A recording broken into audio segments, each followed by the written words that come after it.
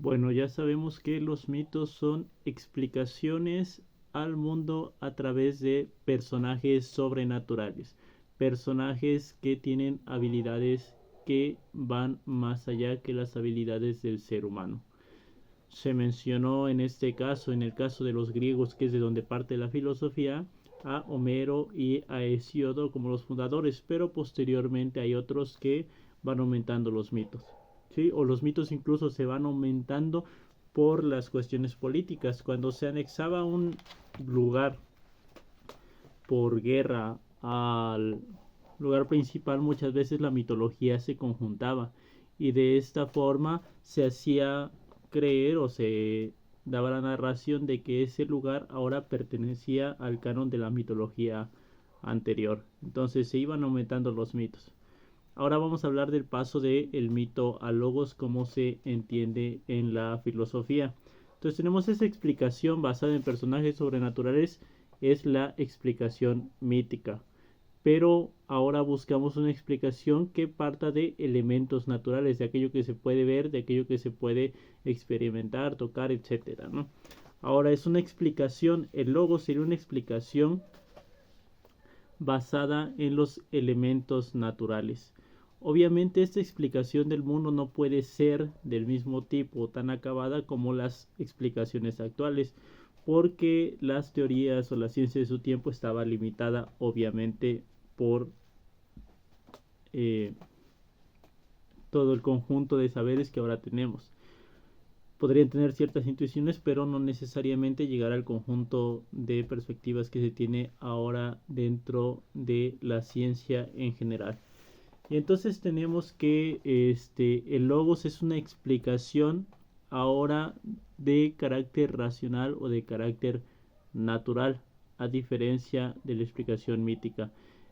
El griego, el logos, se puede traducir como razón, como palabra, como estudio o tratado. Muchas veces incluso se utiliza como sufijo para las palabras que nos sirven para estudiar alguna determinada disciplina. Por ejemplo, biología, bio es vida y logos es estudio tratado. Siempre cuando se habla de etimologías se menciona eso. Logos, estudio tratado. Geología, el estudio de la tierra. Biología, el estudio de la vida. Zoología, el estudio de los animales. ¿Sí? En este caso, logos hace referencia simplemente a eso, a la palabra razón, ¿sí? A una explicación natural.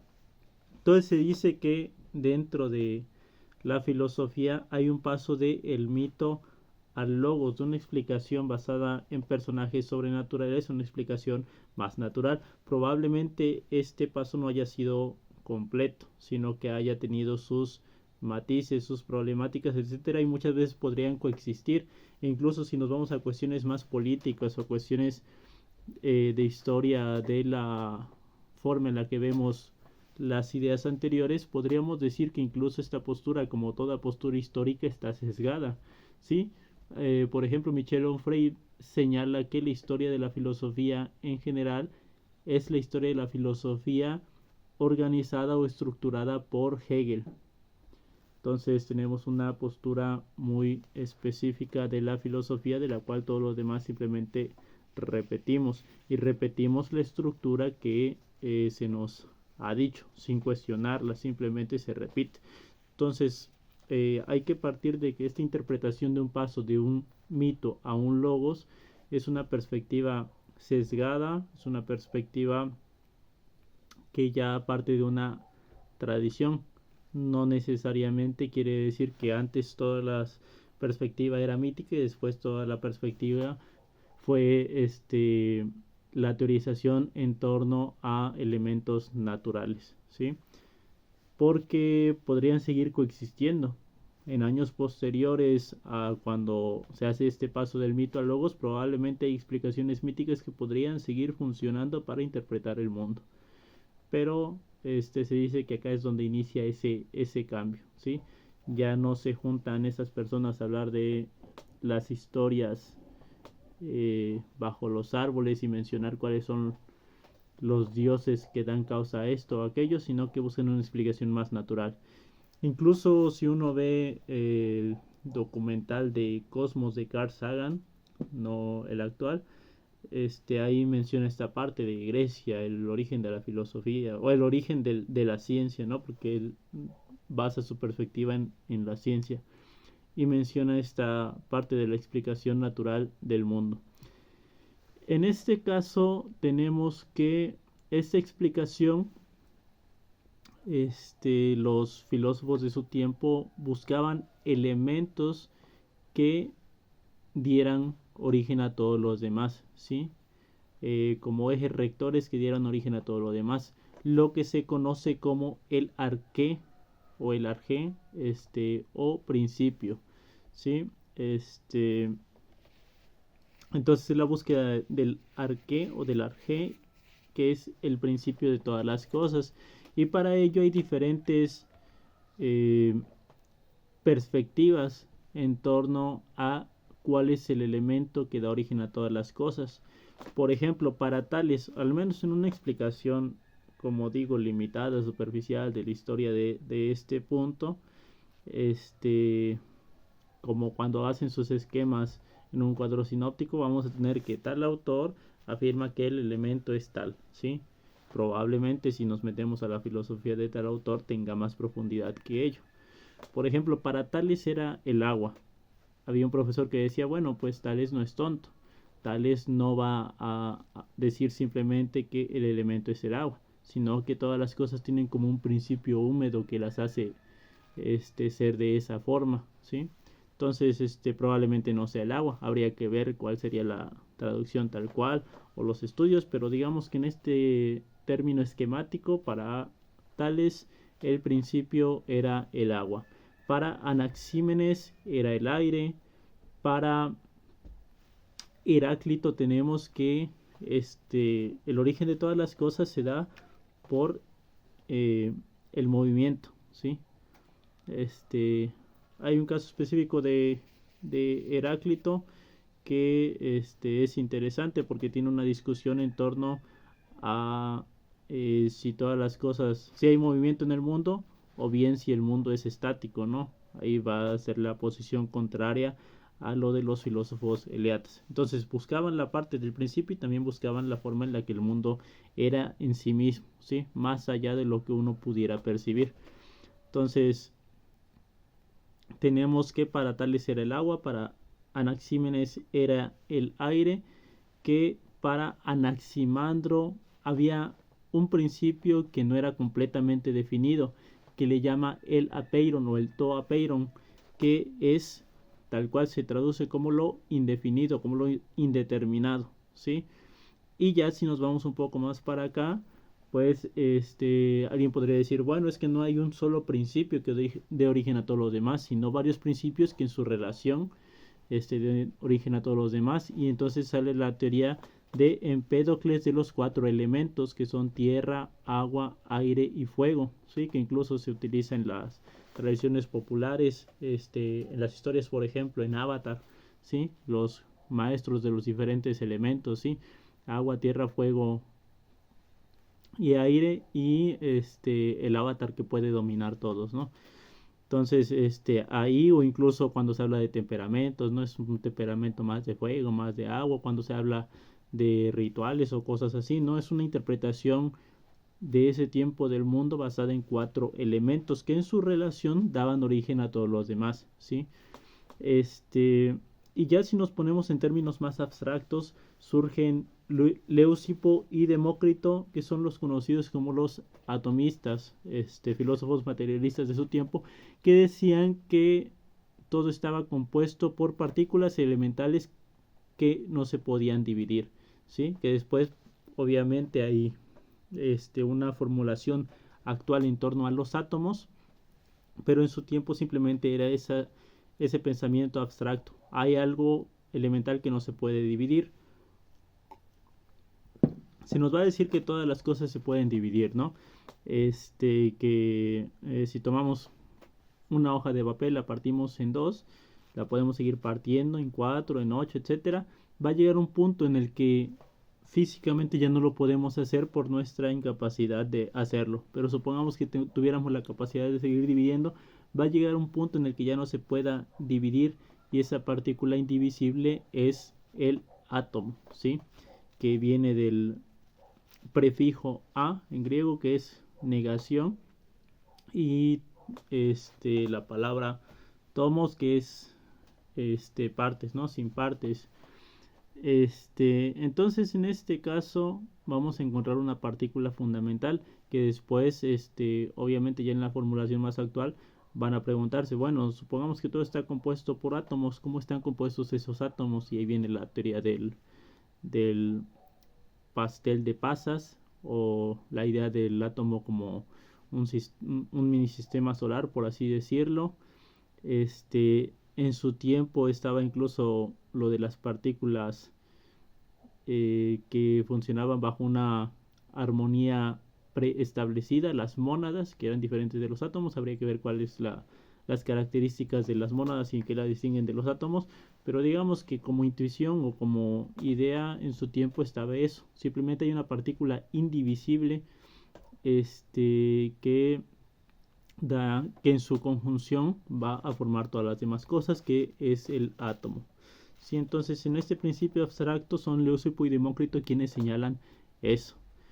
Y como decía, también está esa discusión en torno a si el mundo está, si el mundo tiene movimiento o si el mundo es estático.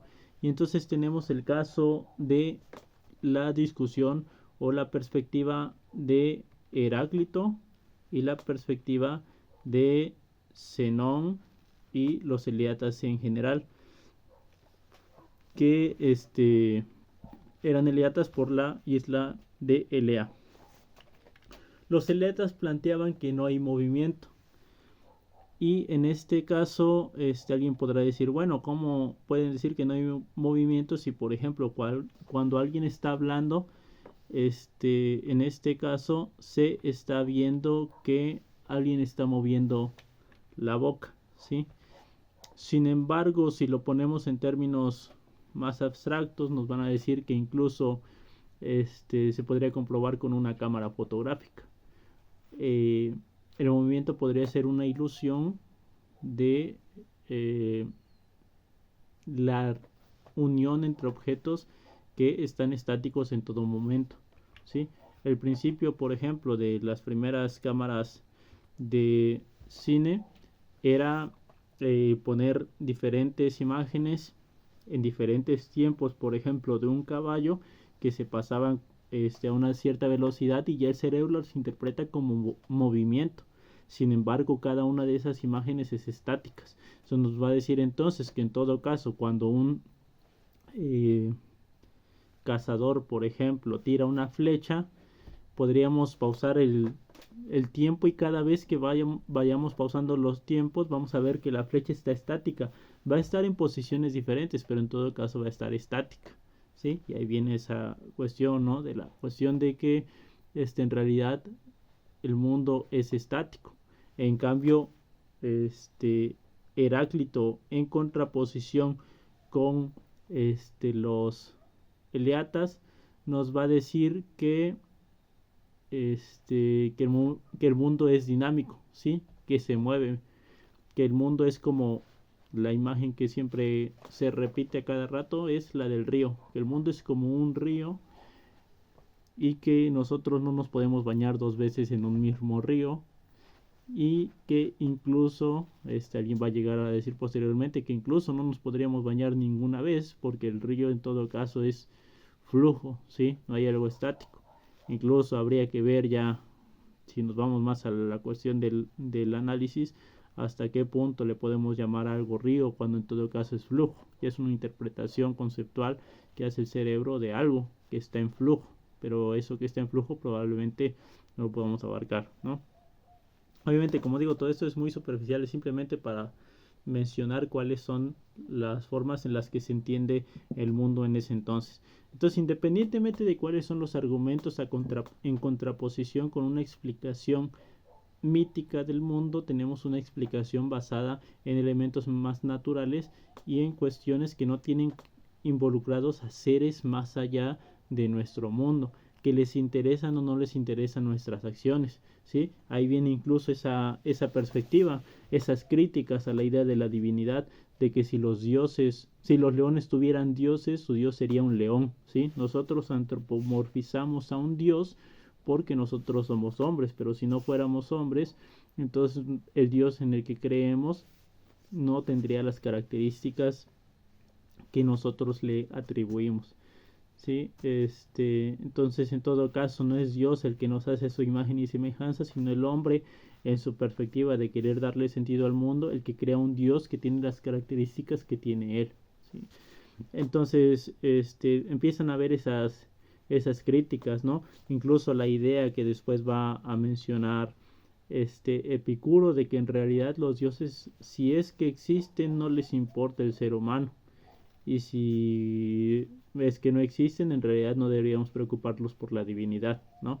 En todo caso, los dioses, al menos los dioses griegos en todas sus características que se mencionan, pues son indiferentes en general a la vida humana, salvo cuando les afectan de una determinada forma. Cuando les piden y les ofrecen sacrificios y entonces se ven obligados a cierto punto a participar en guerras como en la guerra de Troya, o bien cuando les roba el fuego Prometeo y entonces tienen que castigarlo, etcétera. Pero si no es el caso, los dioses están en su mundo. Entonces empiezan a haber esas críticas a la idea de divinidad y entonces la explicación empieza a ser una explicación más natural. Entonces esa es la distinción que se hace entre mito y logos, ¿sí? Esa es la diferencia. Y habría que ver lo específico de cada uno, porque cada uno de los autores se le pueden sacar un montón de cosas. Entre ellas, por ejemplo, las paradojas que se mencionan de Aquiles y la tortuga, de la flecha, etcétera, ¿no? Pero eso ya son cosas que tienen que ver más con el estudio específico de algunos elementos. Entonces hasta aquí dejemos esta parte, pero hay que saber distinguir entre lo que se conoce como mito y lo que se conoce como logos.